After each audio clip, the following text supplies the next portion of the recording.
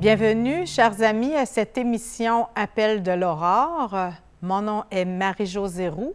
Je reçois pour votre bon plaisir aujourd'hui notre curé depuis déjà 6 ans. Oui, déjà. 6 ans, David, curé de la paroisse Sainte-Victoire. Oui, dans mais ça l'unité. fait plus longtemps que ça que tu es ici chez nous, oui. dans notre... Arrivé en 2009, ça fait déjà 14 ans. 14 ans. Tu es en pleine adolescence? Oui, dans mon adolescence. Alors préparez-vous, je vais bousculer les traditions. Ah oui, Oui. c'est une prophétie, mesdames et messieurs. David, parlons-en des 6 dernières années, parce que là, non seulement cette année, tu célèbres tes 6 ans comme curé de la paroisse Sainte-Victoire, mais on a quelque chose à célébrer. C'est le 160e anniversaire de la paroisse Sainte-Victoire. Exactement, 160 ans. Alors 6 ans à côté de 160, c'est bien peu.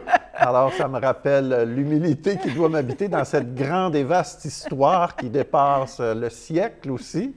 Alors, ben oui, la paroisse Sainte-Victoire qui a été fondée le 12 septembre 1863. Alors, cette année, ça fait 160 ans. Quand même. Mais revenons à l'Église d'aujourd'hui. Elle a été fondée il y a 160 ans, mais quelle est-elle aujourd'hui?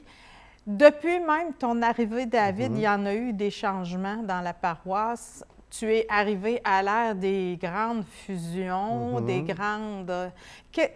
Quelques années plus tard, qu'est-ce que tu observes? Comment tu vois? Qu'est-ce qui a été heureux? Qu'est-ce qui est différent? Qu'est-ce que les gens apprécient maintenant par rapport à ce que c'était avant? Bien, moi, je dirais que c'est... Ça a changé beaucoup. Une continuité. Alors, c'est-à-dire l'Église, la paroisse, c'est à la fois s'adapter et aussi demeurer un signe au milieu de la ville aussi. Et en même temps, elle sait s'adapter à travers les différentes époques. Et elle n'a pas fini aussi de s'adapter, de continuer de demeurer un lieu à la fois rassembleur. Pour moi, la mission de la paroisse, elle a toujours été triple et elle continue cette mission, c'est-à-dire célébrer notre foi, faire connaître Jésus-Christ et aussi la charité, dans le fond, l'aide aux personnes autour. C'était ça il y a 160 ans, c'est toujours ça, mais la manière de le vivre s'adapte aussi, la manière de célébrer, de se rassembler, continue d'évoluer, notre manière aussi d'être attentif aux personnes dans le besoin et surtout au niveau de comment faire connaître Jésus-Christ aujourd'hui. Ça change beaucoup. Et ça a bon changé aussi. dans Oui. les dernières années, Avec les de catéchèses, façon les accélérée. groupes, les personnes qui se présentent à nous aussi. Alors, ce que l'on remarque, oui, il y a moins de familles qui viennent un peu pour vivre les parcours traditionnels, pour, mettons, vivre les sacrements du pardon, de la première communion et de la confirmation. Il y en a toujours. On constate qu'il y a quand même une baisse. Ça suit un peu la tendance de la société québécoise, pour le meilleur ou pour le pire. Oui. Alors, je pose un constat. Mais ce qui se passe actuellement, qui est nouveau, quand même assez relativement nouveau, c'est l'accueil d'adultes qui demandent à recevoir soit le baptême ou à vivre un sacrement. Alors, des adultes qui vont cultiver un désir, vont approfondir soit leur spiritualité et nous arrivent avec cette demande-là qu'on les accompagne pour vivre, pour découvrir la foi chrétienne, pour d'une certaine manière vivre ces étapes de l'initiation à la vie chrétienne comme adulte. Est-ce qu'il y a un trait commun? Est-ce qu'il y a dans cette tendance-là, il y a un appel, il y a une prise de conscience? Qu'est-ce que tu dirais surtout qui est l'élément déclencheur de cette quête-là, d'après ce que tu observes? Elle peut être multiple, tu sais, c'est pas une cause précise, mais des fois, ça peut être une recherche personnelle, ça peut être des fois peut-être une étape de vie qui vient tout d'un coup déposer des nouvelles questions, des fois le deuil, la maladie, une difficulté qui tout d'un coup, vient me questionner sur le sens que je donne à ma propre vie. Ça peut être des fois quelqu'un autour de moi qui peut-être va me donner le goût aussi. Des fois, ça peut être aussi une personne, un jeune adulte qui est demandé pour soit être parrain, marraine, puis plus jeune n'a pas vécu les sacrements. Alors, tout d'un coup, pour être parrain, marraine d'un enfant qui est baptisé, la personne adulte doit avoir complété son initiation à la vie chrétienne, doit être confirmée.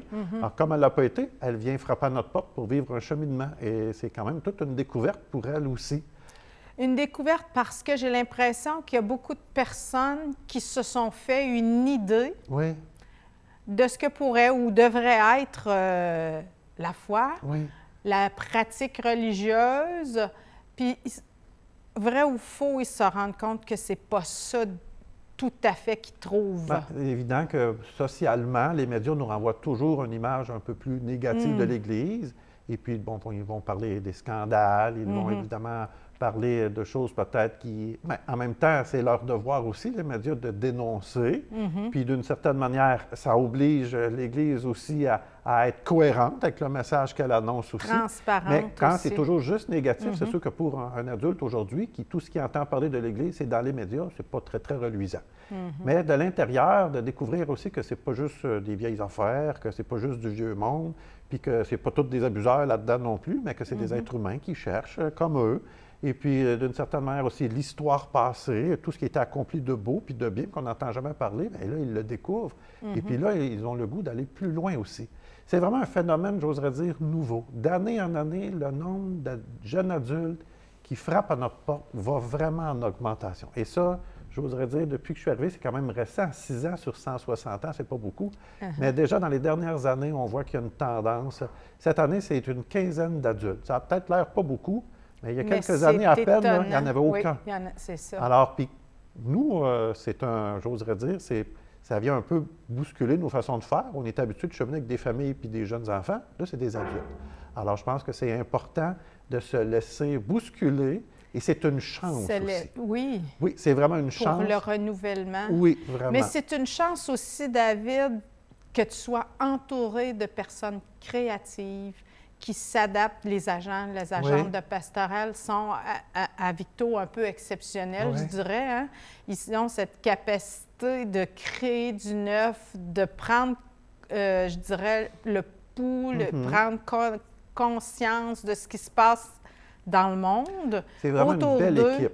Vraiment. Également, ça aussi, peut-être dans l'histoire, on était porté on voyait surtout que c'était la responsabilité du curé, avec un paquet de vicaires autour de lui. C'est vrai. Puis c'était une réalité, puis ça fonctionnait ici, ça a allait bien. déjà été ça. Aujourd'hui, c'est une équipe, dans le fond, constituée de prêtres et d'agents-agentes, et il y a des diacres aussi avec nous. C'est pas juste monsieur le curé qui va gérer au sommet de la pyramide, dans le fond, la vie paroissiale, mais c'est maintenant une équipe. Là-dessus, c'est un changement. Et une équipe constituée de différentes personnes avec différents charismes. Et puis, notre mission aujourd'hui, c'est surtout de susciter une relève, de faire en sorte que le milieu se responsabilise. Peut-être socialement, puis même dans le passé, on est habitué de dire « Ah, il y a quelqu'un qui va s'en occuper ». Alors aujourd'hui, actuellement, ce que l'on vit, puis ça aussi, c'est dans les 6-10 dernières années, je dirais que c'est ce qu'on essaie un petit peu d'implanter, c'est que c'est pas rien que l'affaire du curé, là, la vie de la paroisse. Puis de l'équipe pastorale. C'est ça, c'est plus large aussi que juste une petite poignée de personnes. Si je veux que ma communauté soit vivante, qu'elle réalise sa mission, bien moi aussi, comme baptisé, c'est ma famille. Qu'est-ce que je suis prêt à faire selon mes qualités, selon mes forces? Qu'est-ce que je peux apporter à ma famille? Parce que c'est pas juste monsieur le curé, c'est ma communauté, c'est ma famille. Quel est mon charisme? Quelle est ma mission? Parce que j'ai une place. Oui.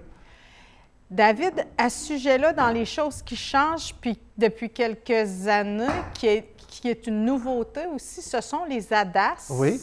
Ça bouscule un peu la façon de célébrer l'Eucharistie, mais en même temps, ça prend une place qui est quand même plus... Oui, plus grande aussi. Bien, c'est toujours un peu une réponse à l'implication de baptisés, de paroissiens, paroissiennes, qui, au nom de leur foi, s'impliquent. Je ne le cachera pas, le nombre de prêtres diminue aussi, très vieillissant. Alors moi, je ne pourrais pas, mettons, célébrer dans toutes les églises 3-4 messes par fin de semaine. Je ne suis pas une machine, je ne suis pas une distributrice. Alors à un moment donné, je ne peux pas me cloner non plus.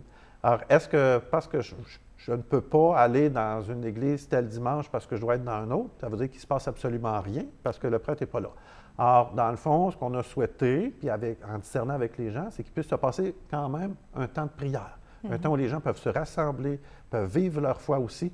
Puis c'est des baptisés. Célébrer. Oui, pour célébrer ensemble. Alors, il y a des équipes de paroissiens, paroissiennes, des hommes, des femmes, des amoureux, des amoureuses de la parole. Tu en fais partie aussi. Oui, alors qu'ils se sont engagés à l'occasion, c'est quand même, je veux dire, on ne demande pas à toutes les semaines à chacun, mais à l'occasion de venir rassembler la communauté, de célébrer autour de la parole. Et puis la communion est quand même offerte aux gens. Une adda, c'est un bien grand mot qui veut dire assemblée dominicale en attente de célébration eucharistique.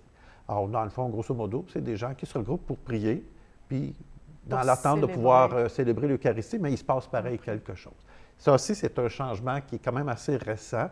Très bel accueil. Je sais que ça peut être des fois un petit peu, pour les gens, un petit peu bousculant. D'habitude, on va toujours une messe. Oui. Alors, je pense que c'est correct, à un moment donné, de se laisser déranger. Mais aussi, tout d'un coup, de découvrir qu'il y a quelque chose de beau aussi dans cette manière de se rassembler. Il y a une façon différente de célébrer. David, tu as parlé de... Tu dis, je ne peux pas être célébrée comme une distributrice, l'Eucharistie. Tu t'es fatigué l'année dernière, justement. Hein? On a senti, tu as pris du recul, tu as été un peu fatigué. Qu'en est-il maintenant? Bien, ça va bien. J'apprends à faire des choix. Le printemps dernier, je me suis rendu compte que moi aussi, j'étais un être fragile. Je ne suis pas un surhumain. Je ne suis pas le bon Dieu. Tu portes une grosse entreprise sur tes épaules. Oui, beaucoup de défis à relever. Puis je me suis rendu compte que c'est ça, je suis un être humain, puis que ce n'est pas moi le bon Dieu qui doit tout faire, puis qui doit tout sauver. Alors, avant de m'épuiser complètement, puis mettons que ça tourne en burn-out, avec notre évêque, puis après avoir consulté un médecin, j'ai dit là, je pense que je me dois de me reposer un peu avant de tomber davantage malade. C'était pour moi une pause qui m'a permis, c'est ça, de faire certaines prises de conscience pour dire, il y a peut-être des fois dans la vie des choix à faire, travailler davantage en équipe aussi. Comment je prends les situations. Des fois, il y a des choses que je peux prendre tellement à cœur que je développe de l'angoisse, de l'anxiété. Alors, comment aussi le porter davantage avec d'autres aussi. Et puis, humainement aussi, tu sais, comment je prends soin de ma santé. Comment que, dans le fond, je fais attention à mon équilibre de vie. De repos. Oui, c'est ça. Alors, de trouver un équilibre et puis davantage de fonctionner, j'oserais dire, plus en équipe encore. David, des fois, j'ai l'impression que l'Esprit Saint... Il est tellement créateur. Oui, c'est vrai, ça. Qu'il nous invite. C'est d'une surprise à l'autre, hein, l'esprit. Il est en avant, il est tout le tour, puis bon, il suscite des nouveautés. Je crois beaucoup et je prie beaucoup l'Esprit Saint. Oui, dans ma mission, là, j'en ai besoin, puis une chance qu'il est là. Oui. Mais ça peut être un peu énervant, quoi? Oui, puis non, parce que d'une certaine manière... On peut compter sur lui. Oui, l'Esprit Saint souffle, puis des fois, comme je disais, c'est peut-être un clin d'œil de l'Esprit que tout d'un coup, il nous arrive des adultes, on n'est pas prêts, mais ça amène du nouveau. Ça nous oblige d'une certaine manière, nous autres aussi, à savoir s'adapter aussi, puis on accueille du monde neuf. Aussi, j'oserais dire, un beau signe de l'Esprit, c'est qu'actuellement, on accueille beaucoup d'immigrants à Victoriaville. C'est ça. Et puis, ils sont dans nos communautés chrétiennes. Dimanche dernier, je célébrais à l'Église Sainte-Famille. Alors, c'était vraiment multiculturel. Alors, il y avait des gens d'origine du Vietnam, il y en a beaucoup d'Amérique du Sud, de l'Afrique aussi, il y avait de l'île Maurice. Alors, on se retrouve en famille avec des gens de tous les âges. Et ça, c'est un clin d'œil de l'Esprit parce que ces personnes-là qui nous arrivent ont vraiment un goût, une soif. Ils n'ont pas honte de s'afficher. Ils sont fiers. Ils nous interpellent. Oui. Alors, des fois, au Québec, on est un peu timide sur la foi, frileux. Ça peut arriver. Là, je ne veux pas généraliser non plus, mais des fois, peut-être qu'avec l'histoire du Québec et tout ce qu'on entend parler, c'est un peu plus exigeant de s'afficher comme croyants aujourd'hui. Mais eux, pas tout. Au contraire, eux autres, ils arrivent. Puis ça aussi, c'est un signe de l'Esprit. Alors oui, comment je dirais ça, on a à bien les accueillir, à leur permettre à la fois de s'intégrer, mais nous autres aussi, on a à apprendre d'eux, beaucoup. Puis, trouves-tu que c'est pas une chance qu'ils aient pu nous trouver? Parce que nous autres, on n'est pas très sorteux, hein, comme on dit. Puis le pape François n'arrête pas de nous le dire. Oui, c'est vrai, ça, sortez. Mais qu'ils aient su, parce qu'il y a une église, parce qu'il y a un clocher, parce qu'il y a une communauté, là, je peux trouver des frères, des sœurs. Oui, il y a vraiment un besoin. C'est vraiment typique d'une attitude qui devrait nous habiter comme chrétiens. Si j'entre dans une église, je vais trouver une famille, je vais trouver des frères et sœurs, je vais trouver une communauté qui va m'accueillir. Donc, ce besoin-là, et nous autres aussi, ça amène vraiment une forme de renouveau. Ces personnes arrivent avec leur dynamisme, avec leur couleur, et puis c'est ensemble aussi que tout d'un coup, il se passe quelque chose. Alors, je peux vous dire que du côté de l'Église Sainte-Famille, il y a vraiment une vitalité, la manière que l'Église est faite aussi physiquement, configurée. Ça permet une proximité, les gens tapent des mains, ça chante, il y a une belle vie. C'est différent dans les autres églises, mais c'est aussi beau aussi, que ce soit par exemple à Sainte-Victoire ou à l'Assomption. Mais quand on parle un peu de l'histoire, de l'évolution de la paroisse, sur 160 ans, peut-être qu'on est porté à dire « oh, ça diminue, c'est plus très beau ce qui se passe, c'est vous à mourir ». Bien, moi, je peux vous dire, de l'intérieur, là, il se passe toujours de belles choses. Ça évolue, ça change, il y a de la vie. Oui, c'est différent. Et ça le sera probablement encore dans 50 ans d'ici différent. Ça, c'est sûr. Mais il se vit quelque chose de beau, de bon et de vrai aujourd'hui. Et moi, j'oserais vous dire, venez nous voir aussi, venez fêter avec nous. La semaine, justement, il y avait aussi tout le renouveau des messes-cafés. Les gens qui prennent le café à l'arrière de l'église, c'est nouveau. Une fois par mois, le dernier dimanche du mois à Sainte-Victoire. Alors, on appelle un peu la messe-café. C'est qu'après la messe, c'est un petit temps de fraternité où les gens peuvent échanger plutôt que se dépêcher à s'en retourner. Là, on apprend à se connaître, on développe des liens. C'est encore, on découvre un peu plus qu'on est frères et sœurs. Et puis, on développe des amitiés. Des gens vont sortir davantage de l'isolement aussi. Alors, il se passe quelque chose un petit peu dans chacune des communautés de la grande paroisse Sainte-Victoire et plus largement aussi en unité. Alors, je ne voudrais pas oublier Saint-Christophe, Saint-Paul. Eux aussi, on travaille ensemble pastoralement. On demeure 3 paroisses indépendantes, mais les agents pastorales, les prêtres, on travaille ensemble. Et cette dynamique-là qu'on vit du côté de la paroisse Sainte-Victoire, elle se vit aussi à Saint-Christophe et à Saint-Paul avec chacun leur couleur. On a parlé l'année dernière, David, lors de ton dernier passage, des églises. Qu'en est-il en ce moment de cette réflexion amorcée, des réponses? On a reçu des réponses. Moi aussi, des commentaires aussi, des fois des gens. Alors, dernièrement, il faut un petit peu que je rappelle aux gens, des gens ont commencé à exprimer que on allait vendre l'église Sainte-Victoire. Alors, ce n'est pas le cas du tout. Alors, on ne souhaite pas vendre l'église Sainte-Victoire. Et de la manière que ça se dessine, nous allons être capables de conserver nos 3 lieux de culte. C'est-à-dire l'église Sainte-Famille. Sainte-Famille, l'Assomption et Sainte-Victoire aussi. Alors, la Ville nous accompagne bien là-dedans. Vraiment un souci de s'assurer qu'on ne perde pas ces édifices, surtout, évidemment, Sainte-Victoire a une histoire très grande côté de l'architecture aussi. Mais le gouvernement, le patrimoine a accepté de nous donner déjà une aide pour aider à la réparation de Sainte-Victoire et aussi de Sainte-Famille. Alors, on a reçu une subvention du patrimoine pour nous aider à accomplir certaines réparations. Ce n'est pas le tout des réparations au complet, mais il nous donne une aide. Il faut quand même une contribution de la part des gens. On veut faire en 2024, je travaille là-dessus avec quelques personnes, à faire une levée de fonds pour nous aider. Le gouvernement ne paye pas tout, des réparations paye une partie. Pour défrayer l'autre partie, on aimerait aller vers une levée de fonds majeure. Du côté de l'Assomption, je ne vous cacherai pas que la ville de Victoriaville a un grand intérêt parce que c'est un grand espace. Alors, il manque d'espace en ville pour construire des bâtiments, pour construire, pour aller, comment je dirais ça, du côté de développement d'habitation à prix abordable. Mais ils ont ce souci de toujours nous laisser un accès à l'Église.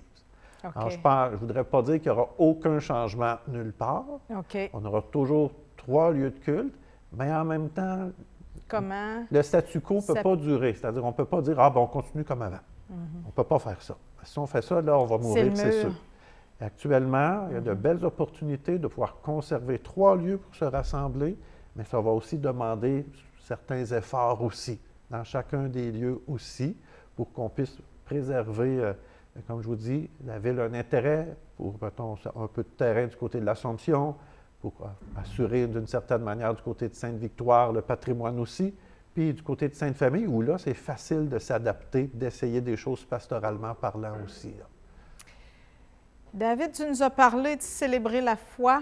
Qu'en est-il des mariages, des baptêmes, des funérailles? Comment de ce côté-là? C'est beau. Oui, je m'en doute. J'assiste, je participe, je célèbre. Alors, cet été, j'ai accompagné une quinzaine de couples qui se sont mariés l'été dernier. 15 beaux couples. Des gens, des fois, dans la vingtaine, dans la trentaine, dans la quarantaine.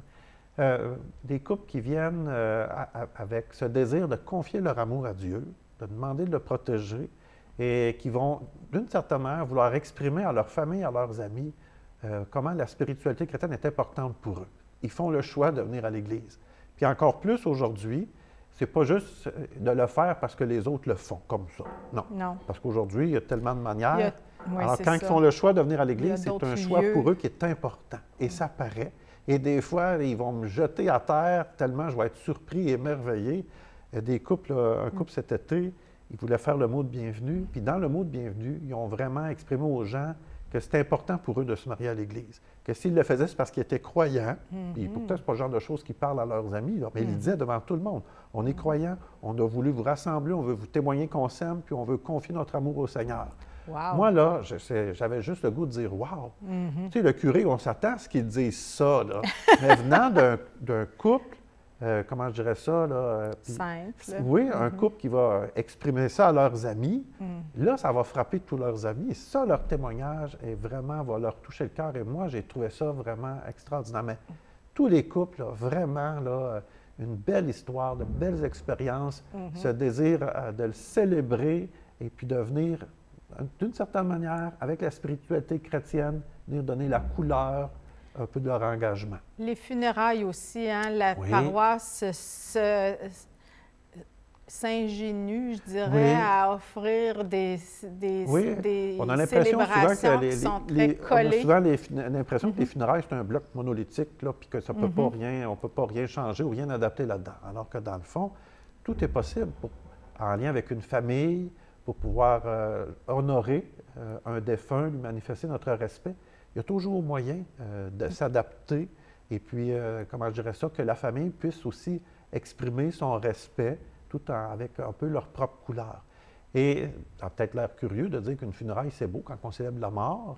Ce qui est beau, c'est pas la mort, c'est dans le fond la famille qui va exprimer son amour, son affection, qui reconnaît la dignité qui habite le défunt. Et là, il y a quelque chose de beau et de particulier, qui est précieux. Aussi, hein, on est beaucoup demandé pour aller au salon. Il y a toujours aussi des funérailles à l'Église. Mais peut-être que j'aimerais dire, c'est que souvent, on a l'impression qu'à l'Église, on est mal adapté, mais on peut non seulement accueillir des familles à l'Église pour faire l'exposition, on peut célébrer. Aussi, on a des lieux pour pouvoir, des fois, vivre la réception. Des fois, on a l'impression qu'on ne peut pas dans les églises, mais oui, on peut. Il y a des salles c'est possible, qui ça peuvent aussi, ça être fait partie partagées. un peu des adaptations. Il faut questionner. Le pire qu'on peut, comment je dirais ça, il faut oser demander. Puis des fois, c'est écrit même dans la Bible, demandez, vous recevrez. Alors, demandez-nous. Alors, vous êtes prêts à faire des adaptations. Oui. Ça arrive de plus en plus Il faut fréquemment. faire du souvent. sens pour vraiment bien accompagner les gens et être avec eux dans ce mouvement de dire merci, d'exprimer notre affection puis d'accompagner jusqu'au bout la personne que l'on aime. Et c'est ça qui est d'une certaine manière, même si ça peut être parfois tragique, c'est triste, il y a quelque chose de beau parce que on touche le cœur humain, l'amour qui dépasse même, j'oserais dire, l'étape de la mort, cet amour qu'on souhaite qui dure toujours dure. aussi, cette espérance chrétienne-là, que la vie n'est pas détruite, mais qu'elle est transformée. Il y a quelque chose de profondément beau là-dedans.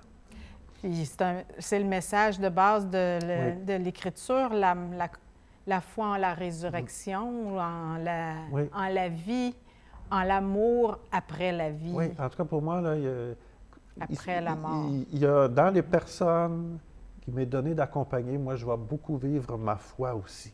Oui, c'est hein? là que moi, ça me rejoint. Je vais voir le Seigneur à l'œuvre dans les couples qui viennent confier leur amour, quand j'accompagne des familles pour le défunt d'un des leurs, que j'accueille des gens pour un baptême, que je suis avec des familles pour des sacrements.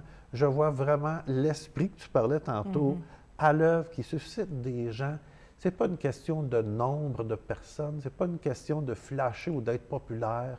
Le Seigneur Jésus n'a jamais cherché ça. Non, c'est ça. Alors, puis pourtant, avec les personnes, je suis privilégié d'être témoin de ce qui se passe dans le cœur des personnes, dans leur histoire aussi, et de faire un bout de chemin avec eux. Et ça m'anime beaucoup dans ma prière. Et ça se passe toujours, même après 160 ans. Et je dirais, David, que ça habite aussi ta présence, ça teinte ta présence auprès de tous ces gens-là, pas depuis 160 ans, depuis quelques années. Oui. Revenons au 160e rapidement, David. Dimanche prochain, le 19 novembre, il y aura une célébration spéciale à l'Église Sainte-Victoire, la mère de la paroisse Sainte-Victoire, maîtresse, je dirais, de la ville. Est-ce que tu connais un peu le déroulement? Vas-y. Alors, 160 ans, évidemment, il fallait souligner ça. C'est quand même, comment je dirais ça, une belle grande fête. Oui. Alors, pour souligner le 160e de la paroisse, c'est le dimanche 9 novembre. C'est une avant-midi d'activité. Alors, il va y avoir une messe avec notre évêque à partir de 9h30. À l'Église Sainte-Victoire. À l'Église Sainte-Victoire. Alors, Monseigneur Daniel Jourdouin. Alors, avec le chorale a travaillé très fort pour nous faire de beaux chants. Sûr, des gens impliqués aussi. Alors, évidemment, c'est une messe un peu plus solennelle. Il y aura 2 chorales, est-ce qu'on... Oui, ces 2 chorales se sont mis ensemble, Saint-Christophe et Sainte-Victoire. C'est beau, hein? C'est très beau. Oui, alors Saint-Christophe qui fête 150 ans de la construction de l'Église le dimanche 12 novembre, et puis qui viennent d'une certaine manière aussi célébrer avec nous 160 ans. Il y a un brunch après qui est prévu dans l'Église. Oh là là! À partir de 10h30, alors c'est un brunch un peu fraternel, alors qui est dans l'Église de 10h30 jusqu'à peu près 11h, 11h15. Après ça, il y a un petit peu de théâtre qui va être réalisé, raconte un peu l'histoire, les origines de la paroisse. Et on finit aussi avec une visite guidée de l'Église. Il y a quand même des trésors cachés dans l'Église au niveau architectural, patrimonial. Alors, il y a une personne qui va nous faire découvrir ces trésors-là. C'est tout simple comme activité. Tu sais, c'est pas non plus, là, comment je dirais ça, 3 semaines de célébration. C'est sobre, mais en même temps, il se passe quelque chose. Puis je veux dire aux gens, bienvenue, venez fêter avec nous. Vous n'êtes pas obligé de participer à tout non plus. Vous souhaitez venir au brunch ou c'est, mettons, le théâtre qui vous intéresse. Venez faire un tour dans l'avant-midi, puis venez célébrer avec nous. Entre 8h30, dimanche le 19 novembre, à l'Église. 8h30 et midi. C'est ça. David, il me reste à te remercier de ta présence chaleureuse, de ta présence aussi inspirée, inspirante à la tête de cette paroisse qui est fragilisée, puis qui est aussi forte de son histoire. Qui apprend, puis qui continue dans le temps. Alors, je vous lance l'invitation à la suite de Monsieur le curé David. Avec toute la communauté. Bienvenue dimanche le 19 à l'Église Sainte-Victoire. Au revoir et merci David pour ce rendez-vous.